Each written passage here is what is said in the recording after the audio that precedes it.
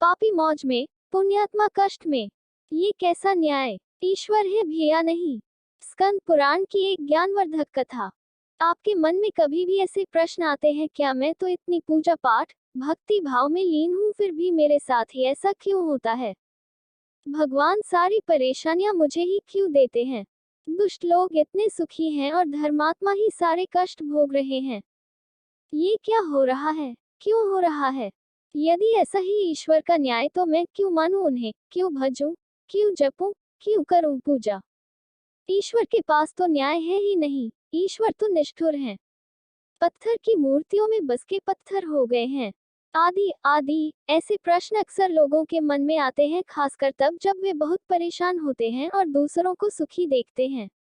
मनुष्य अपने सुख से ही संसार को सुखी मानता है, अपने दुख से ही संसार को व्यर्थ। ये सब स्वाभाविक है। तो आपके मन में जो प्रश्न आते हैं, आज उनके निदान का कुछ प्रयास किया जाए। ध्यान से पढ़िएगा। बहुदक नामक का एक तीर्थ था। यहाँ नंदभद्र वैश्य रहते थे। धर्माचारी सदाचारी पुरुष। उनकी साध्वी पत्नी का नाम कनका था। नंदभद्र चंद्रमौली भगवान शंकर के बड़े भक्त थे। बहुदक में कपिलेश्वर महादेव के नाम से प्रसिद्ध शिवलिंग था। नंदभद्र तीनों समय कपिलेश्वर की पूजा किया करते थे। नंदभद्र कम से कम लाभ लेकर माल बेचा करते थे और ग्राहकों के साथ बराबरी और ईमानदारी का व्यवहार रखते। गलत माल और बुरा सामान नहीं बेचते और जो कुछ मिल जाता उसी में संतुष्ट रहते थे।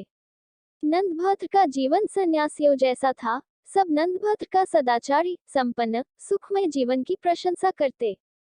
नंदभद्र के पड़ोस में रहने वाला सत्यव्रत, जो बड़ा ही नास्तिक एवं दुराचारी था, उनसे जलता था।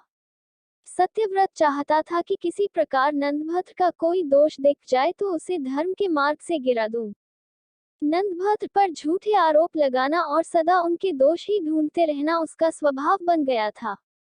दुर्भाग्यवश अचानक नंदभद्र का इकलौता पुत्र गंभीर रूप से बीमार हो गया। नंदभद्र ने दुर्भाग्यमान शोक नहीं किया। पुत्र के बाद उनकी पत्नी कनका भी गंभीर रूप से बीमार हो गई। नंदभद्र पर विपत्तियां आई देखकर उनके पड़ोसी सत्यव्रत को बड़ी खुशी हुई। उसने सोचा कि शायद नंदभद्र को धर्म से भटकाने का यही अवसर है। उसने नंदभद्र को सांत्वना देने का ढोंग करते हुए कहा, तुम्हारे जैसे धर्मात्मा को ये दुख उठाना पड़ रहा है। लगता है कि धर्म कर्म सब ढकोसला है। कई बार सोचा कि मैं तुमसे कहूं, पर संकोचवश कहा नहीं। दिन में 3 बार पूजा स्तुति सब व्यर्थ है। भैया नंदभद्र, धर्म के नाम पर क्यों इतना कष्ट उठाते हो?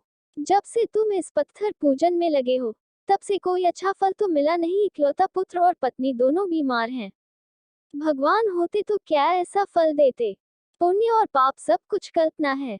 नंदभद्र, तुम्हें तो मेरी यही सलाह होगी कि झूठे धर्म को छोड़ आनंद पूर्वक खाओ, पियो और भोगो, यही सत्य है। सत्यव्रत की बातों का नंदभद्र पर कोई प्रभाव न पड़ा। वह बोले, सत्यव्रत जी, आप अपने आप को ही धोखा दे रहे हैं। क्या पापियों पर दुख नहीं आते? क्या उनके पुत्र स्त्री बीमार नहीं होते? जब सज्जन दुखी होता है तो लोग सहानुभूति जताते हैं, पर दुराचारी के डेक पर कोई सहानुभूति नहीं दिखाता। अतः धर्म पालन करने वाला ही ठीक है। अंधा सूर्य को नहीं जानता, पर सूर्य तो है। ईश्वर के बिना संसार का संचालन नहीं हो सकता। सत्यव्रत ने उसे टोककर पूछा, देवता है तो दिखाई क्यों नहीं देते? नंदभद्र ने कहा, देवता आपके पास आकर याचना नहीं करेंगे कि हमें आप मानिए। बातचीत बहस में बदलने लगी। नंदभद्र अधिक विवाद नहीं चाहते थे, उठकर चले गए। पर उनके मन में यह विचार आया कि भगवान सदाशिव का साक्षात दर्शन करके पूछूं, आप आपके बनाए संसार सुख दुख जन्म मरण आदि क्लेश क्यों है? ये दोष रहित क्यों नहीं है? नंदभद्र शिव मंदिर आए। कपिलेश्वर लिंग की पूजा, भगवान के आगमन की प्रतीक्षा करने लगे। सोच लिया कि जब तक भोलेनाथ दर्शन नहीं देंगे, तब तक मैं ऐसे ही खड़ा रहूंगा। लगातार 3 दिन और 3 रात नंदभद्र वैसे ही खड़े रहे। चौथे दिन एक बालक उस मंदिर में आया। वह गलित कुष्ठ का रोगी भयानक पीड़ा से कराह रहा था। उसने नंदभद्र से पूछा, आप इतने सुंदर एवं स्वस्थ हैं, फिर भी आप दुखी क्यों लग रहे हैं? नंदभद्र ने अपना संकल्प उसे बताया। बालक ने कहा, अनचाहे का मिलना और मनचाहे का बिछुड़ना इससे मानसिक कष्ट होता है। रोग और परिश्रम से शरीर को कष्ट होता है। मानसिक कष्ट से शारीरिक होता है, और यदि शरीर में कष्ट हो तो मानसिक कष्ट होना स्वाभाविक ही है। दोनों एक दूसरे के साथ जुड़े हुए हैं। फिर क्या किया जाए? नंदभक्त ने पूछा। बंधुवर औषधि से शारीरिक कष्ट दूर होते हैं, पर मानसिक कष्ट तो ज्ञान से ही दूर होता है। मस्तिष्क को यदि ज्ञान की सही खुराक दी जाए तो वह कष्ट मुक्त हो जाता है। बालक से ज्ञान भरी बात सुनकर नंदभक्त ने फिर पूछा, ज्ञानी बालक, आपकी बात से सहमत हूँ, पर एक प्रश्न है। इस लोक में पापी मनुष्य भी इतने धनी और सुखी क्यों होते हैं, जबकि उन्हें तो उनके कर्मों के कारण कष्ट में होना चाहिए था? भगवान के विधान में ये दोष क्यों? बालक ने कहा, सुख और दुख किसे कहते हैं ये समझ का फेर है। मैं आपको थोड़ा विस्तार से बताता हूँ। संसार में 4 प्रकार के लोग हैं। पहले वे जिनके लिए इस लोक में तो सारे सुख सुलभ हैं, धन दौलत, सत्ता, प्रभाव, बाहुबल, सब कुछ, परंतु परलोक में उन्हें कुछ भी प्राप्त नहीं होता। उनके पूर्व जन्मों के जो पुण्य शेष हैं, उसे वह इस लोक में भोग रहे हैं, लेकिन वे नए पुण्य नहीं कमाते। ऐसे लोगों का सुख भोग केवल इसी लोक तक है। अगले जन्म के लिए वे कुछ शेष छोड़कर नहीं जा रहे, तो उनका अगला जन्म बिल्कुल उसी रूप में होगा जिसे देखकर आज वे कांपने लगे। दूसरे वे लोग हैं जिनके लिए परलोक में सुख का भोग सुलभ है, परंतु इस लोक में नहीं, क्योंकि उनके पिछले जन्म के संचित पुण्य है ही नहीं। वे तपस्या करके नए पुण्य कमाते हैं, उससे परलोक में सुख का भोग प्राप्त होगा। तपस्या से अर्थ केवल देव साधना ही नहीं होता, कर्म साधना भी तप है। उचित कर्म किसी भी तप से कम नहीं, क्योंकि इस संसार में रहते हुए सही मार्ग पर चलना कठोर साधना से ज्यादा कठिन है। तीसरे वे लोग हैं जिनके लिए इस लोक में भी और परलोक में भी सुख भोग मिलता है, क्योंकि उसका पहले का किया हुआ पुण्य भी विद्यमान है, और इस लोक में आकर भी वे उत्तम मार्ग का अनुसरण करते हुए कर्म तप से नए पुण्य बनाते रहते हैं।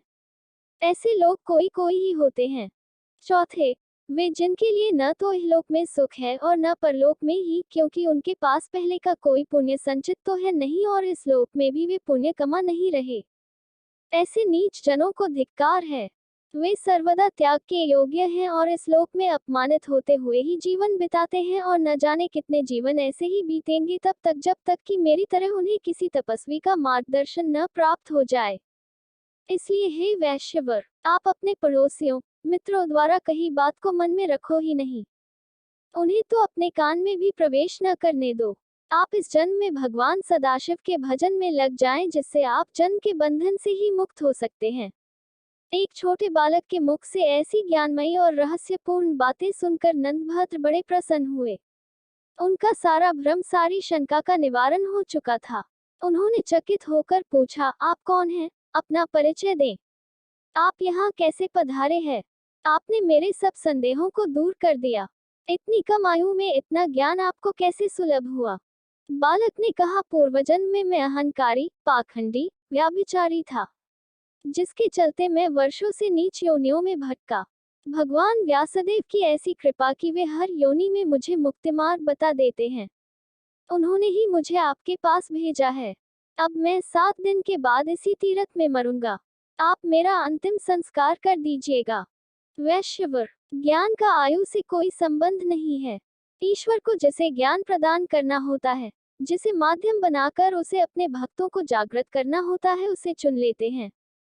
वह कोई भी हो सकता है, मेरे जैसा कुष्ठ पीड़ित जीव भी। अतः सहज भाव से स्वीकार करना चाहिए, और ज्ञान जिससे भी मिले उसके प्रति विनीत रहना चाहिए। ऐसा करने से ईश्वर सदा आपको ज्ञानवान बनाए रखते हैं, किसी न किसी को भेजते रहते हैं। इतना बताकर उस बालक ने सूर्य मंत्र का जप करना आरंभ किया। कुष्ठ के निवारण के लिए सूर्य मंत्र का जप ही किया जाता है। भगवान श्री कृष्ण के पुत्र सांब ने भी सूर्य की उपासना से कोढ़ से मुक्ति पाई थी। 7वें दिन उस बालक ने अपने प्राण त्याग दिए। नंदभद्र ने विधिपूर्वक उसका अंतिम संस्कार किया। नंदभद्र को जीवन की सच्चाई और सार्थकता का बोध हो गया था।